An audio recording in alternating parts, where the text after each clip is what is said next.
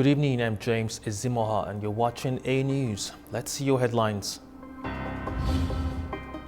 Israel says it will let food into Gaza after announcing a new ground assault. Donald Trump and Vladimir Putin hold a phone call to find a way to end the war in Ukraine. Liberal Mayor Nicolae Dan defeats hard-right rival in Romania election.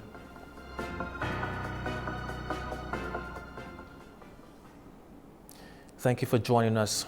Israeli Prime Minister Benjamin Netanyahu has announced the resumption of limited humanitarian aid into Gaza, ending a blockade that lasted more than 2 months. This decision comes amid escalating international pressure over the worsening humanitarian crisis in the region. Israel has agreed to permit the entry of a basic quantity of food into Gaza to avert a potential famine. That's according to Prime Minister Benjamin Netanyahu's office, which says the move is also intended to support the ongoing military campaign, Operation Gideon's Chariots, aimed at defeating Hamas. We embark upon this operation to achieve every war objective in Gaza, returning the hostages, dismantling Hamas's leadership. We are moving to the next phase of the war, from the might and sword to the chariots of Gideon.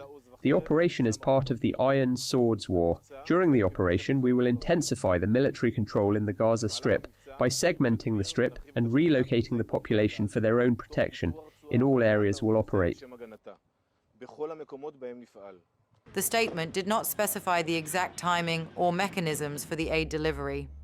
However, reports indicate that distribution will be managed by international aid organizations already operating in Gaza. This decision, after a 10-week blockade, has faced opposition from key members of Netanyahu's far-right coalition, including National Security Minister Itamar Ben-Gvir and Finance Minister Bezalel Smotrich, who have threatened to resign if aid delivery resumes. United Nations agencies have reported worsening humanitarian conditions in the Strip since the blockade's imposition, with the Integrated Food Security Phase classification reporting that about 93% of Gaza's population is experiencing food insecurity, ranging from crisis to catastrophe levels. As the situation continues to deteriorate, international pressure mounts for a resolution to the conflict and the alleviation of the humanitarian crisis in Gaza. The Israeli military has ordered residents in Khan Yunis to evacuate immediately ahead of what it says will be a major assault targeting Hamas infrastructure in Gaza. In a post on social media, the IDF's Arabic spokesperson urged people to head west to Mawasi, warning that Khan Yunis will be considered a combat zone. It is one of the largest cities in southern Gaza, believed by Tel Aviv to be a base for senior Hamas figures, making it a key target in the ongoing offensive. The warning also applies to nearby regions. Tensions arise as nuclear talks between Iran and the United States face a critical impasse. Theran insists on continuing uranium enrichment for peaceful purposes, while Washington demands a complete halt. Nuclear talks between Iran and the United States have reached a stalemate. Iranian officials warn the negotiations will lead nowhere if the US insists on a zero enrichment condition. They have also expressed frustration over what they describe as inconsistent US positions throughout the talks. We use the word difficult in relation to negotiations with the US. Part of the difficulty is dealing with a party that does not adhere to conventional diplomatic rules. Imposing sanctions while claiming to pursue diplomacy is a clear sign of bad faith and lack of seriousness.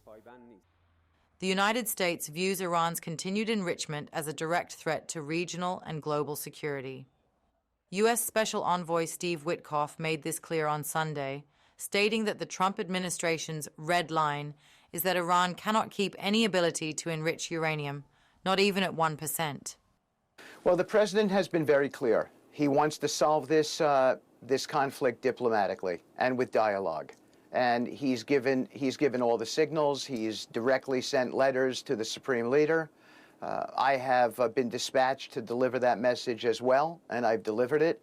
But on the other hand, we have one very, very clear red line, and that is enrichment. We cannot allow even 1% of an enrichment capability. We've delivered a proposal to the Iranians that we think addresses some of this without disrespecting them. Meanwhile, Iran strongly rejects the U.S. demand to completely stop uranium enrichment, asserting its right to enrich uranium under the Non-Proliferation Treaty. Tehran says its nuclear energy program has entirely peaceful purposes. Iran's foreign ministry said enrichment will continue with or without a deal. However, the country is open to serious talks to avoid developing nuclear weapons. Tehran also denies receiving any written U.S. proposals. Since mid-April, Oman has been mediating several rounds of talks aimed at easing U.S. sanctions in exchange for restrictions on Iran's nuclear program. However, key disagreements, especially over uranium enrichment, remain unresolved. The next round of U.S.-Iranian talks is expected to take place in Rome this weekend. Russian President Vladimir Putin and U.S. President Donald Trump held a phone call, which both leaders described as positive. Putin called the conversation constructive and thanked Trump for backing renewed talks and a possible ceasefire. Meanwhile, Trump praised the tone and spirit of the conversation as excellent, announcing that negotiations between Russia and Ukraine would begin immediately. Meanwhile, Putin said that a ceasefire is possible if both sides reach an agreement, noting that recent talks in Istanbul show the parties are generally on the right track. As the war in Ukraine intensifies, a phone call between Donald Trump and Vladimir Putin has raised fresh questions. Joining me to discuss this is John Kavulik, senior editor at Issue Insight. Thank you for joining us. Thank you. Considering the latest developments following the Istanbul peace talks, which were widely seen as unsuccessful, what are your thoughts on the Trump-Putin phone call? I would respectfully suggest, having been in Istanbul for those talks, that they were successful merely because they took place. Did they meet the hype that was created by President Putin, President Zelensky, and President Trump? No, but the mere fact that they were, both delegations were in the same room at the same time and interacting with one another. There is a prisoner exchange, 1,000 prisoners, which is the largest that has happened during the last 4 years of the war. Continuing discussions about planning more meetings. So I would say that it was a success in that respect. As far as the telephone call today, we have a readout from President Trump, 223 words. 3 of the words are in capital letters. And as people know, President Trump likes to use capital letters to focus on what he thinks is the most important. And in the statement, he capitalized end, as in talking about an end to the war. And then he capitalized trade and unlimited. And 20% of the 223 words is devoted to trade with Russia, trade with Ukraine. So he's focusing, 1 in 5 on the economic benefits. It's good that the phone call took place, but if you listened to President Putin in his remarks at an event near Sochi, and then you read what President Trump put out, they seem to be talking about the same subject, but not necessarily in the same time zones. In terms of what is going to come first, what is going to come second, who's responsible for what, and then who's actually going to get everything rolling. And then the last sentence of President Trump's statement is about the Vatican, where Pope Leo had mentioned that the Vatican would be available. Now, one interesting thing about the Vatican is that, unlike many other countries, the Vatican is not a signatory to, ironically, the Rome Convention, which set up the International Criminal Court. President Putin is under indictment from the International Criminal Court, basically as an unindicted war criminal. So there are certain countries he can go to and certain ones he can't. Turkey is one that he can go to. And so he could, since the Vatican is a city-state, he could fly into the Vatican. The question would be, you'd be flying over European airspace, including Italy. So, would he want to do that? But maybe for lower level discussions, the Vatican might be a place. So, it's a good day that they had the discussion. I'm not so certain, how we actually turn the ignition to now get everything going. Who's going to go first in terms of Russia and Ukraine doing what President Trump asked them to do? Secretary of State Marco Rubio warned that the U.S. might withdraw from negotiations if ceasefire isn't reached. Does Trump's call with Putin reflect growing pressure to scale back American involvement in the war, or is Trump attempting to bring Putin and Zelensky back to the negotiation table? It certainly doesn't express any placing of pressure points upon either President Putin nor President Zelensky. President Trump's statement is all about the positive, including if I didn't think it was positive, I would tell you all now rather than waiting to tell you all later. Yes. So he's backing away from backing away. During the last weeks, we've had Secretary Rubio, we've had Vice President Vance, we've had Keith Kellogg, the Special Envoy Ukraine, we've had Steve Witkoff, the Special Envoy to Russia and Ukraine, Iran, and Gaza, all come out and say that the president, is frustrated, and the president is prepared to walk away and let the Russians and the Ukrainians fight it out, kill each other, and whatever happens, happens. And I do think that President Trump has the ability, the intestinal ability to walk away, but he doesn't really want to because he wants to be the guy that made this war end. And if he can't make the war end, he wants to be the guy that got them both to agree to a ceasefire, because in the end, for President Trump, his interest began with the ceasefire, 30-day ceasefire. Then you use that to talk about everything else leading toward a peace agreement. So for him, if he can get the ceasefire, then he can sort of wash his hands and say, I'm not walking away having unfinished business, because what I've said I would do is a ceasefire. I've done that. If they violate it, they start fighting again. That's not on Donald Trump. And Nobel Peace Prize Committee, I'm waiting for your call. Thank you very much for sharing your time. Thank you, sir. Australia has begun shipping the first batch of M1A1 Abrams tanks to Ukraine. The move is part of a 49-vehicle donation aimed at strengthening Kyiv's defenses. It follows a delayed approval process from Washington, which was needed to authorize the transfer of U.S.-made tanks, while American officials are said to be privately frustrated over the decision. The export was ultimately approved. During a recent meeting in Rome, President Volodymyr Zelensky thanked Prime Minister Anthony Albanese for the support. Germany is working with allies on a new package of sanctions aimed at pressuring Russia to agree to a ceasefire in its war with Ukraine. That's according to Bloomberg. The EU is set to adopt its 17th sanctions package this weekend, targeting Russia's financial sector. The EU also plans to hit third-party banks helping Moscow's war effort. Whether the US joins depends on the outcome of the call between Trump and Putin. Germany says the goal is to push Putin towards peace talks. The United Kingdom and the European Union have agreed to a landmark deal aimed at resetting their post-Brexit relationship and boosting trade and security. Britain has agreed to the most significant reset of defence and trade ties with the European Union since Brexit.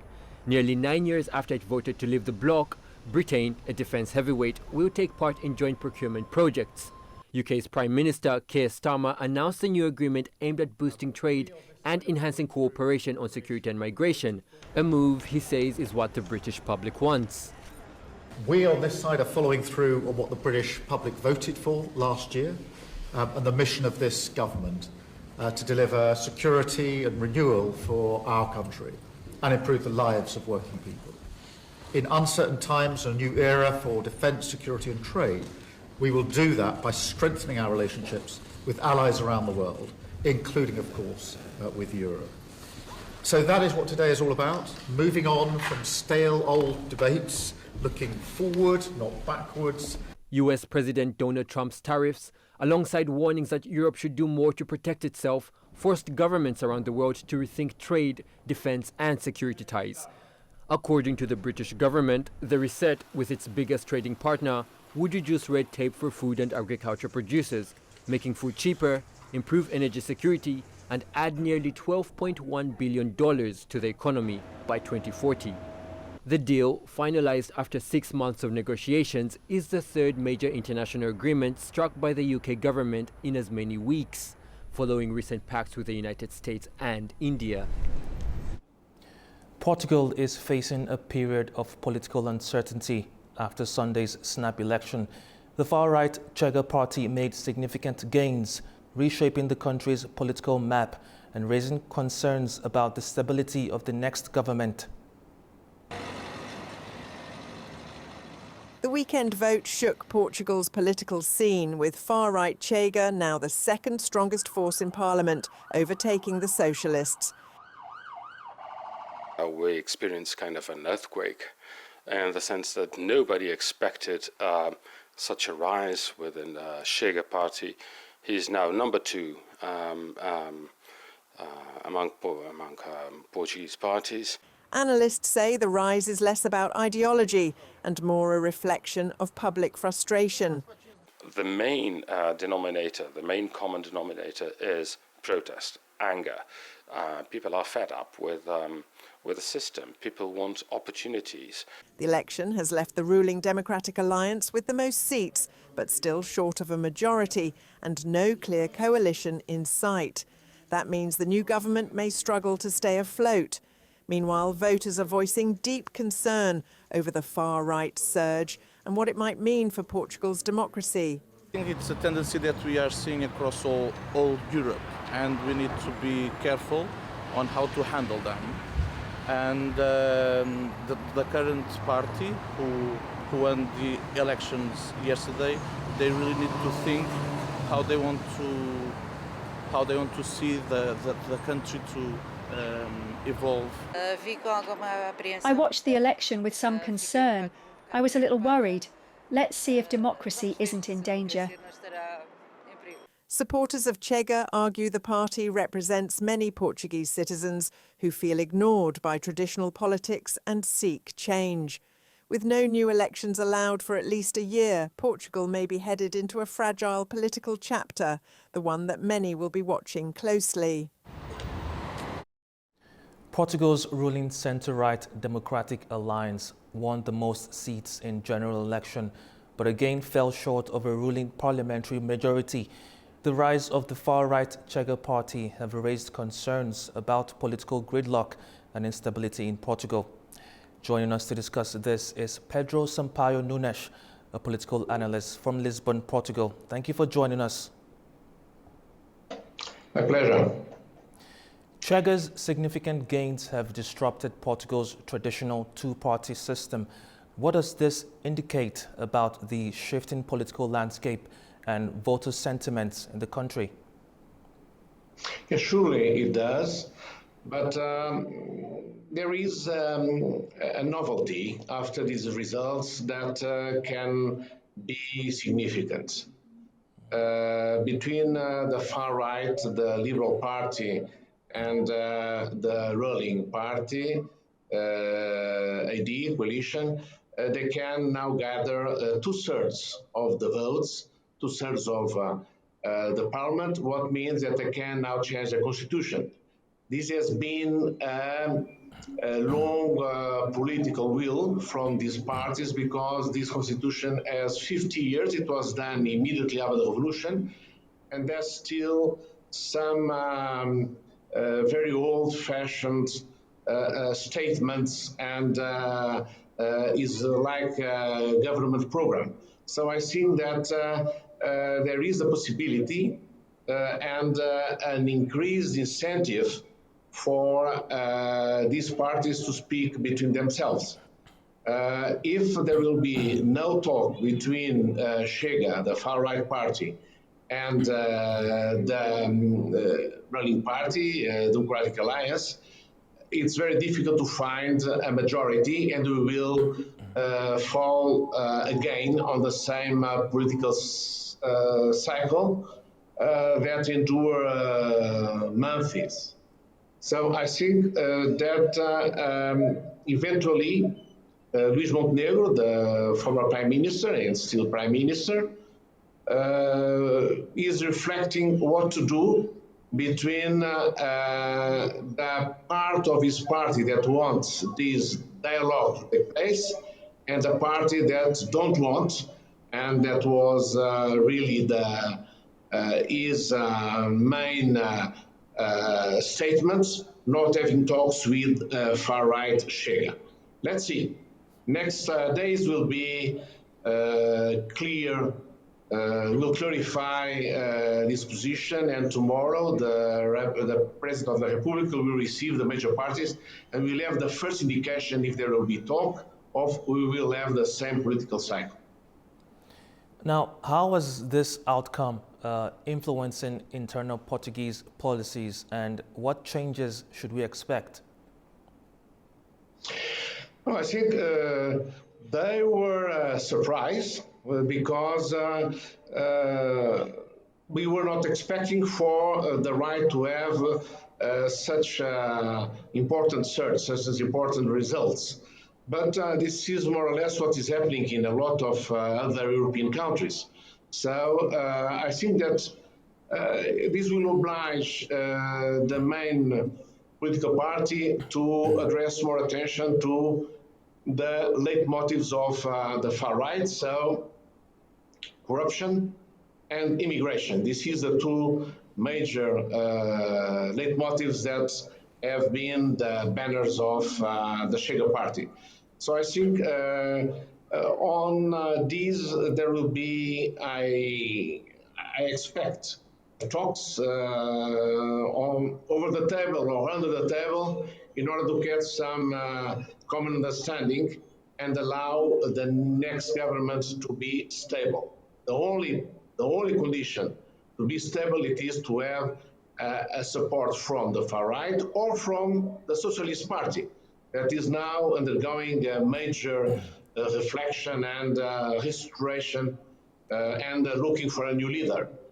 But I think that probably the Democratic Alliance will not repeat the same strategy of trying a minority government that will not endure more than some months. Thank you very much for your time. Thank you. In Poland's presidential election, Liberal Mayor Rafał Trzaskowski leads with 31.36% and will face Conservative Karol Nawrocki, who has 29.54% in the second round on June the 1st. Trzaskowski promises to ease strict abortion laws and speed up judicial reforms. Right-wing candidates, however, did better than expected, which may weaken Trzaskowski's support. The official result will be announced later on Monday.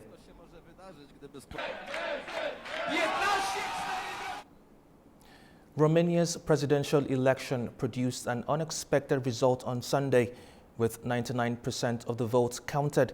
Initial results show pro-EU Bucharest Mayor Nicolae Dan has gained 54% of the vote. He takes the lead over his hard-right rival, George Simeon, who received 46%. Romania's centrist Bucharest mayor Nicolae Dan has won a surprise victory in the presidential election over the leader of the far-right Alliance for the Union of Romanians party, George Simeon.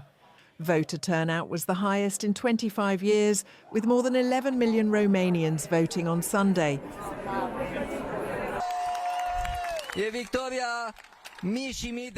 It's your victory, you know.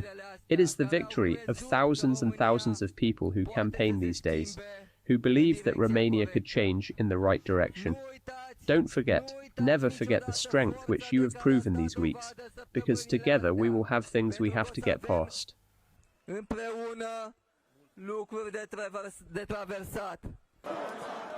55-year-old had campaigned on fighting corruption, supporting Ukraine and maintaining ties with the European Union and NATO. Known for his calm demeanour, he trailed Simeon until days before the vote, but surged ahead at the last moment.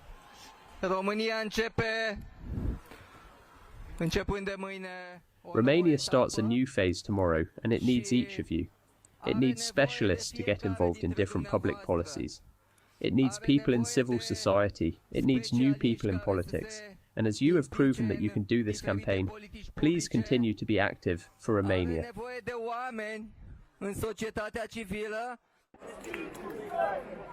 Although Simeon led the first round with 41%, he accepted defeat after initially claiming victory. The first round was cancelled 6 months ago due to alleged Russian interference and far-right favourite Călin Georgescu being disqualified. Simeon had relied on Georgescu's support and promised to make him Prime Minister if elected. Dan's win sparked enthusiasm in Bucharest. He warned of tough times ahead and stressed the need for a parliamentary coalition to restore economic balance and investor confidence. Romania has the EU's highest budget deficit, and Dan pledged to prevent a credit rating downgrade.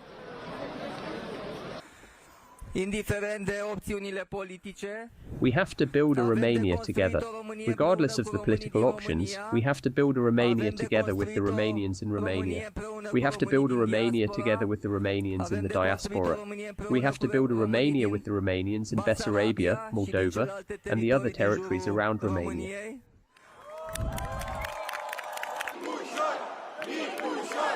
The results in Romania are seen as a reaction against right-wing populism in Europe. Analysts warned that a Simeon victory could have isolated Romania from its international allies, destabilise NATO's eastern flank and reduce economic investments. Had he won, Simeon might have formed a new alliance with Hungary's Prime Minister Viktor Orban and Slovakia's Prime Minister Robert Fico.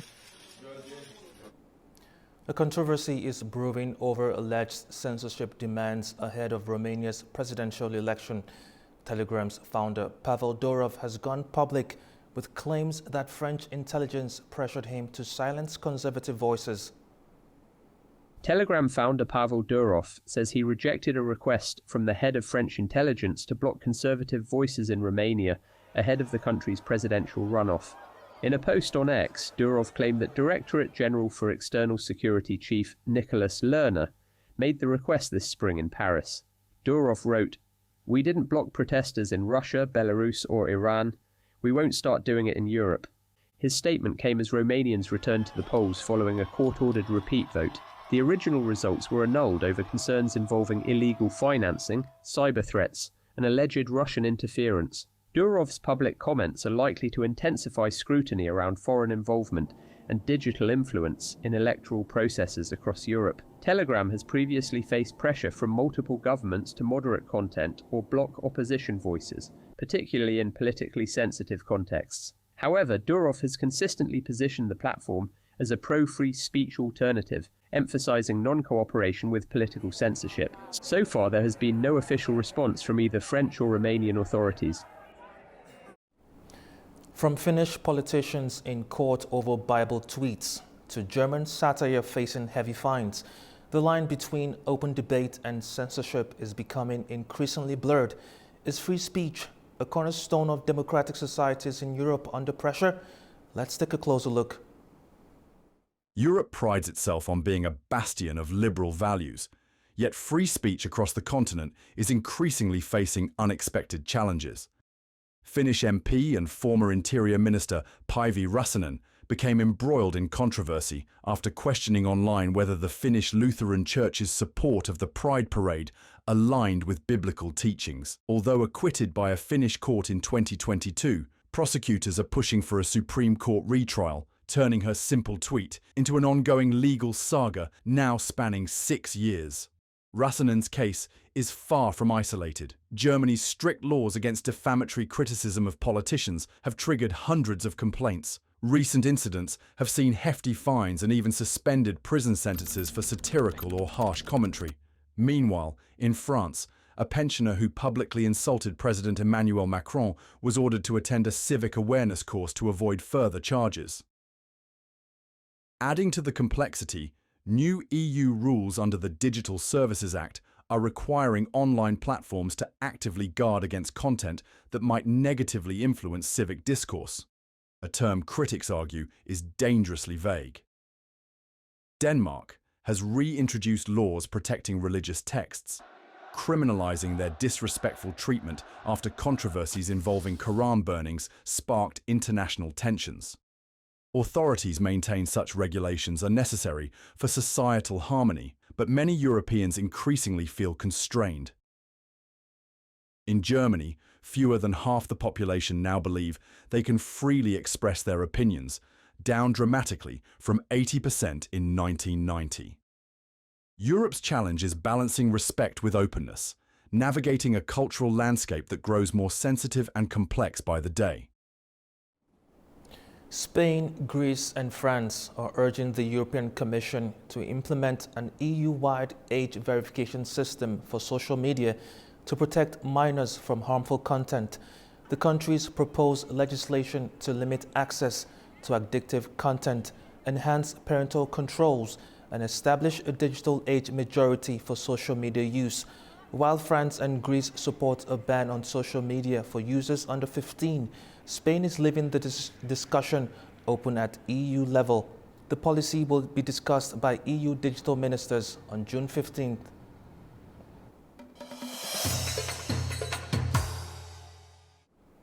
Iran hosted the Theran Dialogue Forum on May 18th to 19th as 200 prominent guests from more than 50 countries took part in the event.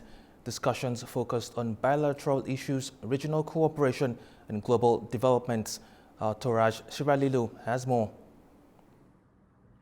Iran hosted the Tehran Dialogue Forum on 18th to 19th of May as 200 prominent guests from more than 50 countries took part in the event as a platform to discuss bilateral issues, regional cooperation, and global developments.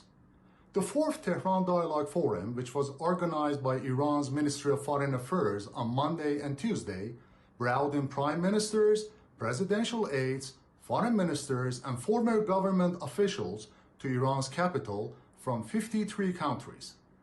The participants included dignitaries from Azerbaijan and Armenia, from South Caucasia, Afghanistan and Tajikistan, from Central Asia, Oman, Qatar, Iraq, and Iraqi Kurdistan from the Persian Gulf and Middle East, and the Secretary General of Shanghai Security Organization as speakers of the event. Azerbaijan's presidential assistant for international affairs, Hikmet Hajiev, was one of the high-ranking guests at the two-day forum in which he addressed bilateral relations with neighboring Iran as well as regional issues.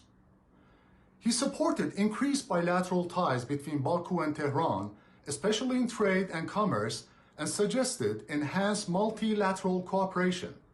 Hajiev met Mehdi Sanai, Iran's presidential aide, and Ali Akbar Ahmadian, Secretary of Iran's Supreme National Security Council, on the sidelines of the forum.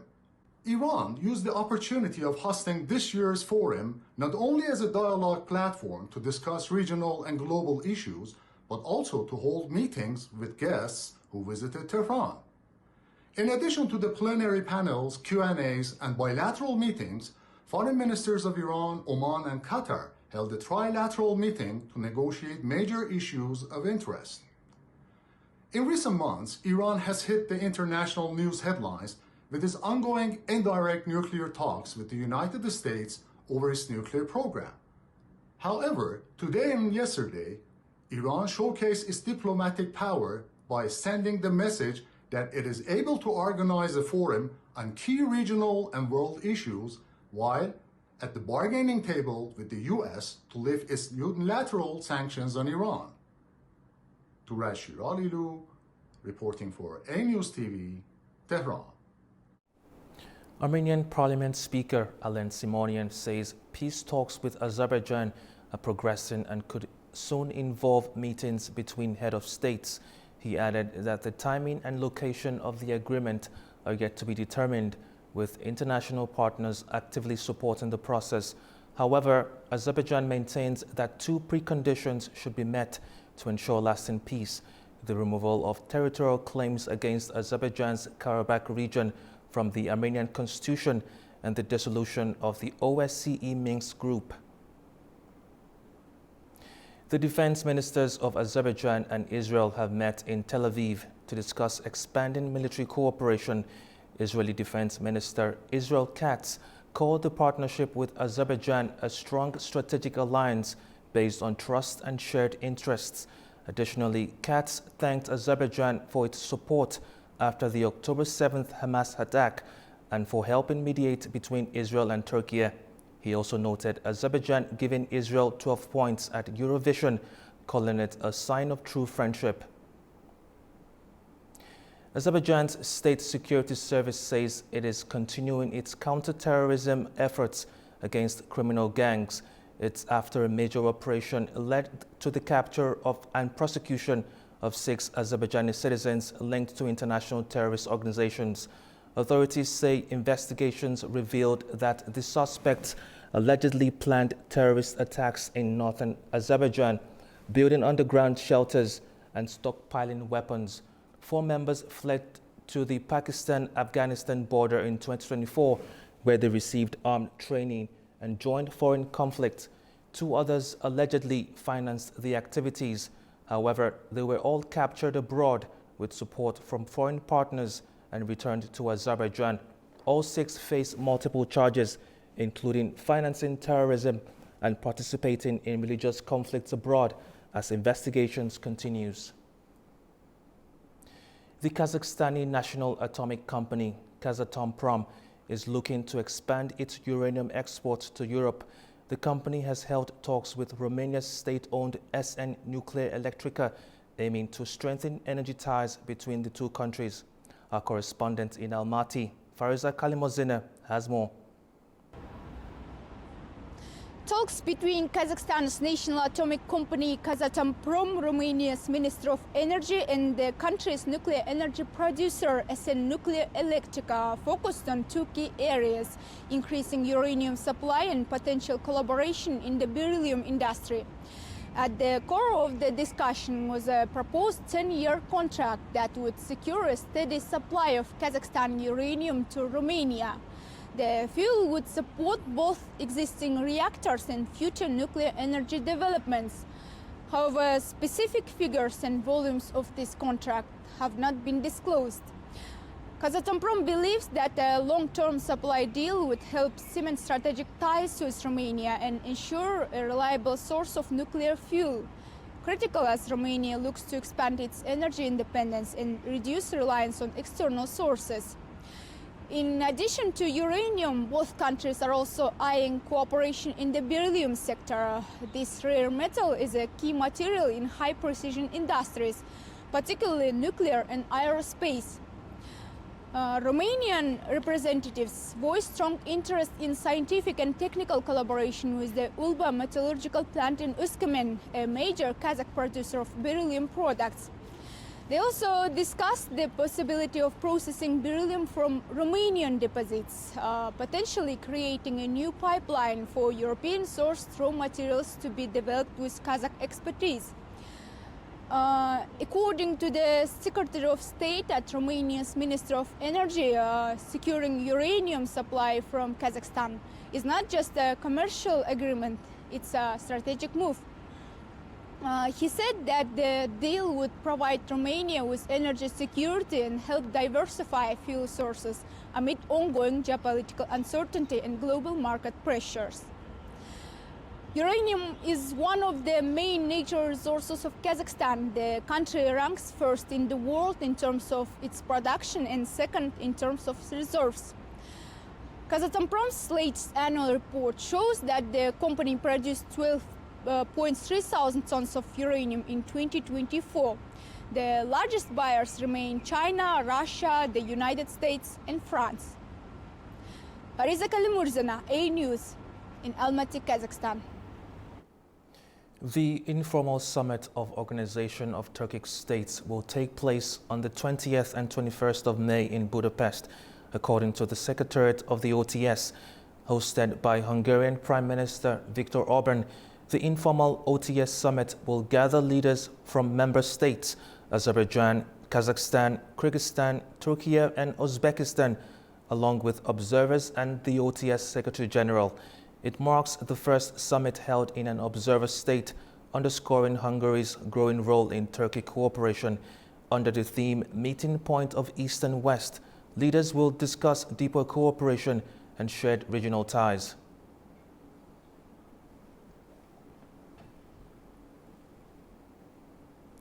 Georgia reaches out and Washington holds the line. As Tbilisi attempts a diplomatic reset, the U.S. response signals no shift in stance. What's behind the latest exchange, and what does it really mean for the future of U.S.-Georgia relations? Washington appears blunt and some would say unmistakably clear. The U.S. State Department says that Georgia's ruling party already knows what needs to be done to fix the relationship. No new explanations, no diplomatic dances apparently. This comes after Georgian Prime Minister Irakli Kobakhidze published a striking open letter to President Donald Trump asking for a restore in ties. The letter entails accusations against USAID deep state and claims that Georgia saved US billions in Iraq and Afghanistan while receiving little in return. In the view of Georgian government, this is a call for justice, but in Washington, as far as one can tell, the framing appears to have not produced the desirable impact as yet. There has been no direct response to open letter, but as U.S. State Department says, the strategic partnership between U.S. and Georgia was suspended last year, and it's up to Tbilisi to repair it. The subtext. The critics of Georgian government seems to think that the ideological alignment with U.S. administration is not a shortcut to restore trust, especially when conspiratorial claims dominate the rhetoric. However, it is another question whether the statement produced by the U.S. State Department needs to be considered as the proper answer to Prime Minister Kobakhidze's open letter and what is going to be President Donald Trump's opinion on it. For now, the U.S. position seems to be simple. The roadmap has not changed, but more to come. It's Nini Nicolaishvili reporting from Tbilisi, A News. In Kabul, a high-level meeting took place between Afghanistan's acting Minister of Water and Energy and the Asian Development Bank.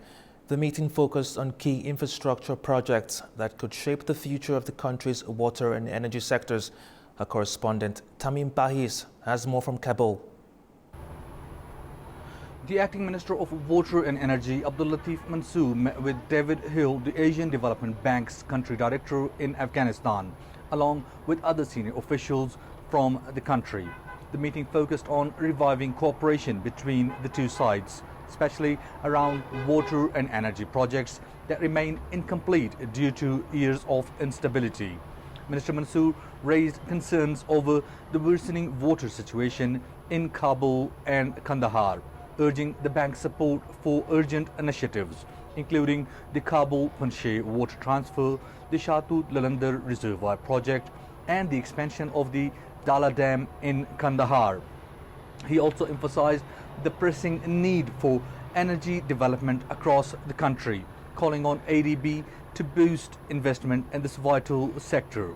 In response, ADB's David Hill reaffirmed the bank's commitment to resume its cooperation with Afghanistan's Water and Energy Ministry, promising renewed support for development projects that could impact millions of lives.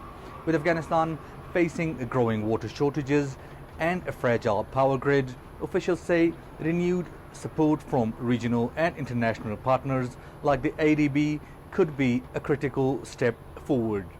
This is Tamim Bahis in Kabul for A News. That's all we have for now. Thank you for watching. Stay tuned to A News.